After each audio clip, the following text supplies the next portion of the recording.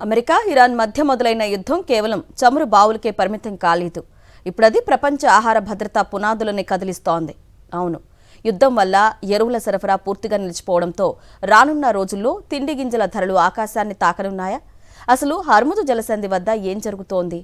భారత్ లాంటి దేశాలపై దీని ప్రభావం ఎంత? చూద్దాం సాక్షి ప్రత్యేక కథనంలో. యుద్ధం అంటే కేవలం రక్తపాతం మాత్రమే కాదు, అది ఆర్థిక విధ్వంసం కూడా. ప్రస్తుతం అమెరికా ఇరాన్ మధ్య సాగుతున్న పోరు ప్రపంచ ఎరువుల మార్కెట్ను కుదిపేస్తోంది.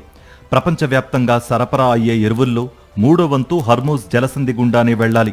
కానీ ఇప్పుడు అక్కడ యుద్ధమేఘాలు కమ్ముకోవడంతో రవాణా వ్యవస్థ స్తంభించిపోయింది.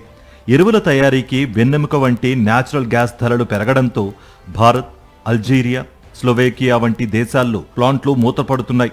చైనా ఇప్పటికే ఎగుమతులపై ఆంక్షలు విధించగా, మరోవైపు రష్యాలోని ఎరువుల ఫ్యాక్టరీలపై ఉక్రెయిన్ డ్రోన్ దాడులు చేస్తోంది. వెరసి ప్రపంచవ్యాప్తంగా ఎరువుల లభ్యత పాతాళానికి పడిపోయింది. గత 80 ఏళ్లలో ప్రపంచ వాణిజ్య వ్యవస్థ ఇంతటి సంక్షోభాన్ని ఎప్పుడూ చూడలేదని WTO చీఫ్ ఎంగోజీ ఒకోంజో ఇవేలా హెచ్చరించడం పరిస్థితి తీవ్రతకు అద్దం పడుతోంది.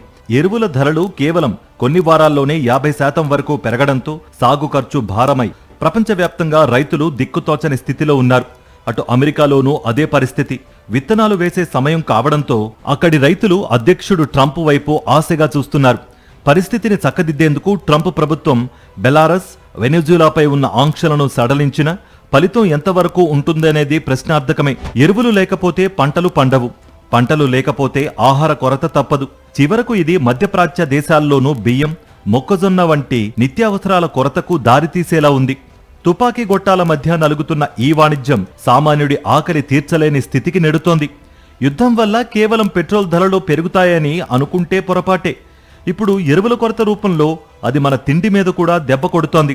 ఈ అంతర్జాతీయ సంక్షోభం నుంచి మన దేశాన్ని కాపాడుకోవడానికి ప్రభుత్వం ఎలాంటి చర్యలు తీసుకుంటుందో వేచి చూడాలి.